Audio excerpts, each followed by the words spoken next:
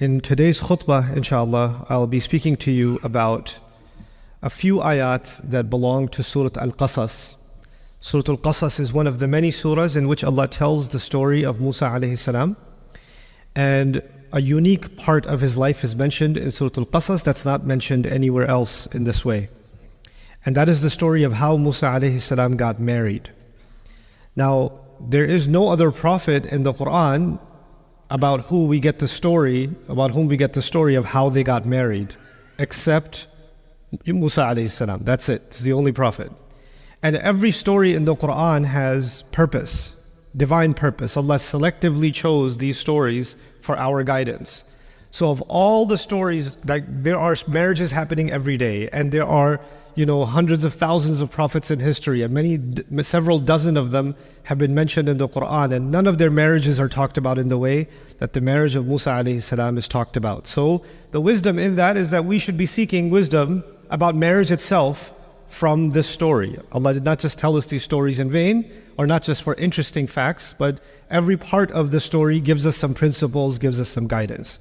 And in these next less than 20 minutes, I'm going to share with you some parts of that story and some things we might be able to learn from that story. The first thing to note is that it's a very unusual marriage. What makes it unusual? Musa alayhi salam accidentally, he was trying to stop a police officer from hurting someone, and he got in the middle of the fight and he threw a punch a little too hard, and the police officer died. And I'm fast forwarding, now he is wanted for murder in Egypt. So he's considered a criminal, and the order given to the police is shoot on sight. They're not interested in arresting Musa alayhi salam. They are going to, if they find him, they will kill him and ask questions later. So that's the idea. Now, knowing that, one of his friends told him, in the Quran we learned this, إِنَّ الْمَلَأَ يَأْتَمِرُونَ بِكَ لِيَقْتُلُوكَ, in the same surah, Surah Al-Qasas, that the police chiefs have already made a secret plan to kill you.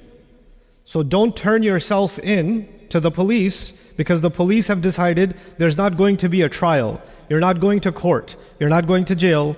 You're going to be killed. They will kill you. So he runs away. فَخَرَجَ مِنْهَا خَائِفًا يَتَرَقَّبْ. He runs away from Egypt. He runs away from Egypt into the desert. And in the desert there are no roads. There's no way you know where you're going.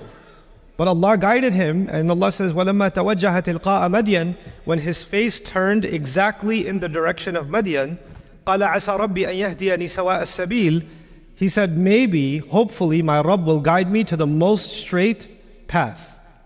He doesn't even know that he's facing Madian. Madian is many, many, many days of, maybe weeks of travel away. But he just turned his face in a certain direction, and Allah just put in his heart to make this dua, and he went in that direction.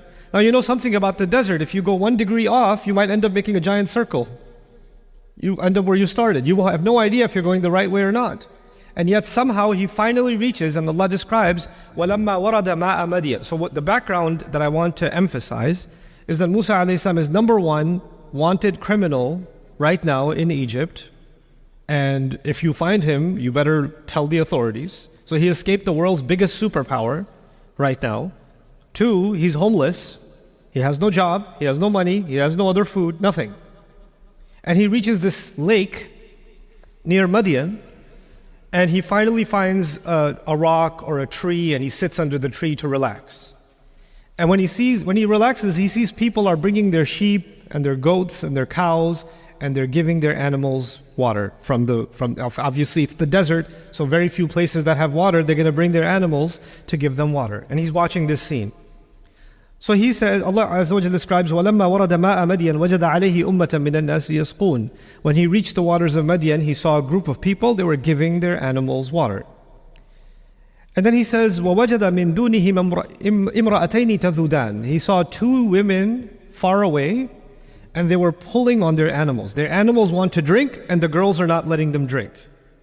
So all the men are giving their animals food, drinking, and the 2 women are pulling their animals back, but the goat wants to drink and is fighting with the 2 girls. So he leaves the shade, and he went up to them and said, مَا خَطْبُكُمَا? What's wrong with both of you? What's your story? Why are you doing this? And so they were tough, and they responded to him. They said, لَا نَسْقِي حَتَّى يُصْفِرَ الرِّعَاء. We're not going to give our animals water until all the other men and all their animals are done. We don't go down there and we don't want to be alongside these other men, what is Allah telling us? Those men were not very respectful towards women. And if they go down there, they will be inappropriate and they will behave badly towards them. They will harass them. They will, say things to them, behave a certain way. They're protecting themselves by keeping themselves back until those men are done, because they don't know how to be around women. Now Allah Azza wa Jalla is telling us a story about women that are living in a situation where it's very difficult for them to earn a living. They basically work in a farm, they take care of animals, but they live in a society that doesn't respect women. And it's harder for them to make the living than it is for the men. They have to do twice, 3 times the work because they have to hold the animals back. Musa alayhi salam sees this whole scene. He grabs the animals and he gets them food. He gets them to drink. And then he brings the animals back. فَسَقَى لَهُمَا ثُمَّ تَوَلَّى إِلَى الظِّلِّ. So he gave both of those girls, animals, the drink, brought them back, and then he went back and sat down in the shade. And he says, قَالَ رَبِّ إِنِّي لِمَا أَنزَلْتَ إِلَيَّ مِنْ رَبِّي فَقِيرٌ.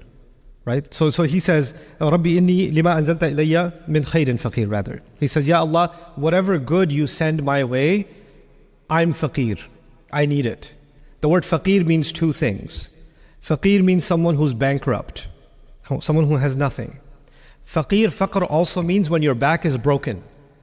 If somebody put so much pressure on your back that your back snapped, that means completely helpless. And what is Musa alayhi salam asking Allah? He's telling Allah, Ya Allah, I have no food, I have no money, I have no job, I have no safety, I have nothing. So whatever you give me, I will take it. I will not be picky. I will not say, well, yes, you gave me this water, but I really like apple juice. So I'll wait until I get some apple. He's not going to have this kind of attitude. Whatever Allah gives, in Arabic they say, Ar-Rashi radiya bima rakib. The one who is walking, he'll be happy with any ride. If you're walking 30, 50, 70, 100 kilometers and somebody offers you a bicycle, you're not saying, no. You have a BMW, we should talk. I don't want your bicycle. Whatever you get, you'll take it. So he says, Ya Allah, whatever khair you bring to me, I will take it. But the other meaning of this is also important. Musa alayhi salam felt guilty because he did kill someone and he did escape. And he knows a principle that we learn in the Quran, in al-hasanat yudhibna sayyi'at. Good deeds get rid of bad deeds. So whatever other opportunity to do something good you give me, I will take that opportunity also. Meaning he just saw these 2 girls that needed help, he just did some khair. And he came back and he sat down, and now he's asking, Ya Allah, if there's any other volunteer opportunity, anybody else I can help, let me know, I need the good deeds. So, Rabbi inni lima anzalta ilayya min khairin faqir. From this we also learn, and if you think about this, that every opportunity to help someone, because of the words anzalta ilayya, any opportunity to help someone was revealed by Allah. In my life and in your life. If somebody came in your life and you could have helped them, that was actually something revealed by Allah, sent down from the skies as an opportunity for you and me. And Allah is telling us, if someone like Musa alayhi salam is faqir, then you and I are definitely more faqir for any good deed. The other thing here, that when he makes this dua, I want you to go back to what he said when he first left Egypt. He said, hopefully Allah will guide me sawa as-sabil. Asa an yahdiyani rabbi sawa as-sabil. Maybe Allah will guide me to the straightest possible path. And what's beautiful is the straightest possible path led him to get married.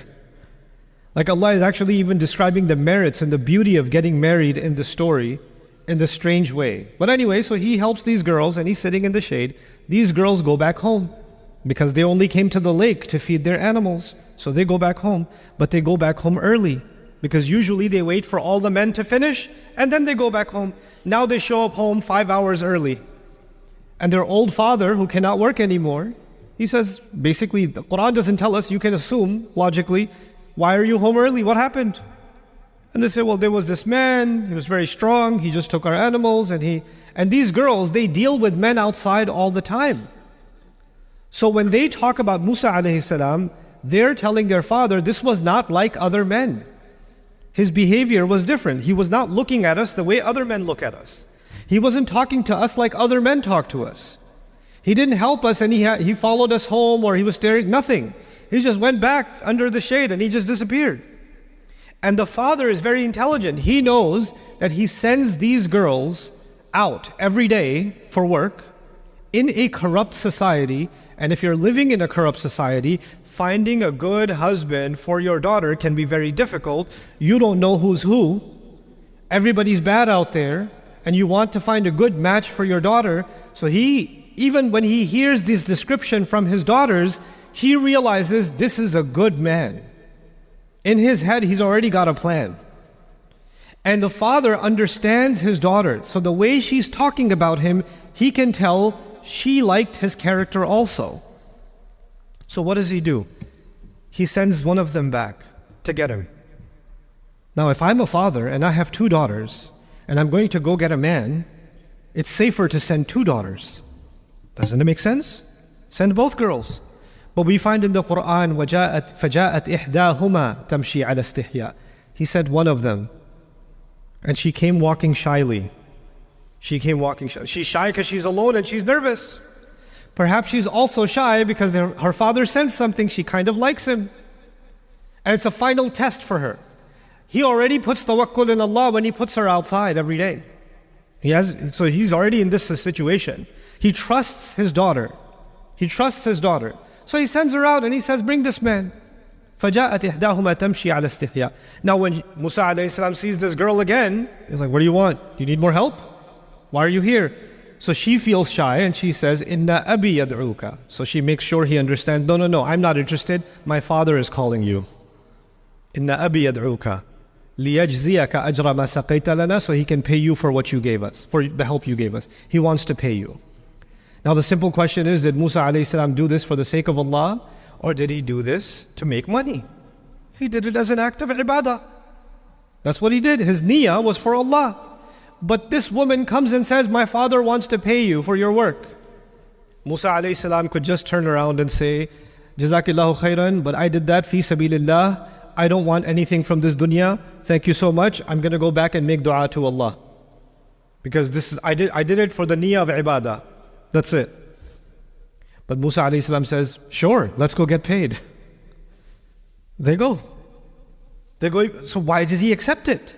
Why? Because Allah is teaching us how to understand dua. When Musa alayhi salam said to Allah, Ya Allah, whatever good you send my way, my back is broken, I will not be picky. And when this woman comes and says, my father would like to pay you, he understands Allah just answered his dua. He doesn't need to be more picky. He doesn't need to be more Islamic than Islam. Not saying this is for the sake of Allah, I don't want anything dunya. Yes, I need dunya. I just asked Allah for some dunya. So he goes. And when he goes to the father, he tells the father asks him, what are you doing here, young man? I've never seen you before. They have a conversation. And the 2 girls are also listening from the side. And he says, فَلَمَّا جَاءَهُ وَقَصَّ عَلَيْهِ الْقَصَصِ. When he came to him, he told him the whole story. What's the whole story? I was born in Egypt. I was raised in the palace. I accidentally killed someone. I'm wanted for murder. I escaped the country. I'm a fugitive. I'm an illegal alien. I don't have a visa here. I don't have any citizenship here. I have no job here. I have no money. I am bankrupt. And here I am. So now the father knows that this young man, he's a good guy. He's a good young man. He's honest. But the world's biggest military wants to kill him, and he's homeless, and he's bankrupt, and all of this, and the girl calls the father. The girl says, Ya abati istajirhu. Dad, I love you, give him a job. Dad, the girl says to the father, give him a job. The father understood, if he gives him a job, there are 2 young girls in the house, and this young man in the house. You can't give him a job. This doesn't work. So she is speaking kinaya. She's speaking indirectly. Give him a job means, can you marry me to him? I know other men outside. They're not good like this man. I like this man. I like him enough. I trust him enough that he can work in this house. Remember, they don't even trust men enough that they can go to the same lake. Remember that? But she trusts this man enough that he can work in this house. And she says to her father, we can hire him. He can work for us. The father understood the girl. And he goes to Musa alayhi salam. إِنِّي أُرِيدُ أَنْ أُنْكِحَ إِحْدَى ابْنَتَيَّ هَاتَيْنِ. I want to marry one of my 2 girls to you. Now, think about the marriage proposal. This young man came and said, I am illegal, I'm wanted, I have a criminal record, wanted for murder, I don't have a job. And the father says after 5 minutes, yeah, I think you should marry my daughter, it's a good idea. And he says, the father says, but you have to work for me for 8 years. And if you want to work for 10 years, up to you. You have the choice. You have to work 8 years or 10. Now look at the genius and the wisdom of the father. This is a good man, and a good man is hard to find. But you know what? If the man doesn't have the degree you wanted, he doesn't have the job you wanted, he doesn't have the papers you wanted, etc., etc. But he's a good man, that much you know now, 100%, that's a good man. Then all the other things can come from Allah. Goodness, I don't know if that will come from the sky or not. The character is there. All the other things we can help him with. So when he says you have to work for me, he's not asking Musa for a favor, he's doing Musa a favor. Now Musa has a job. Now Musa alayhi salam is married to one of the girls. The father is also happy because one of his girls is married. Now they also have a protector in the house. Everybody benefits. Everybody benefits. But you can imagine that if we were talking about today's society, some Muslim neighbor, hey, so I heard you're getting your daughter married. Yeah. Who are you getting married to? Oh, this guy, he's not from our village. You're getting her married to an outsider? Must be a VIP, some important guy. Oh no, he's just homeless. Oh my God, what are you doing? You have such a wonderful daughter, you're ruining her future. Why are you getting her married to this person? And people talk, don't they? People talk. And when people start talking, people say, I don't know, this marriage he's a good guy, but people are doing too much talking. I don't think we can go forward with this marriage. Right? This is what we do in our societies. This is what we do in our cultures. If we don't make marriage easy, and if we don't make marriage based on the right reasons are character, the right reasons are integrity, the right reasons are honesty. If we don't make marriage easy, and if we stop listening to our daughters, because we listen to everybody else, everybody talks, the uncles are talking, the cousins are talking, the in-laws are talking, the neighbors are talking, everybody's talking. But the one person the father needs to be listening to is his daughter. That's the one person. She's an adult. And the one thing the father needs to be checking is the character. And he tested the character too. He sent his daughter alone. He tested.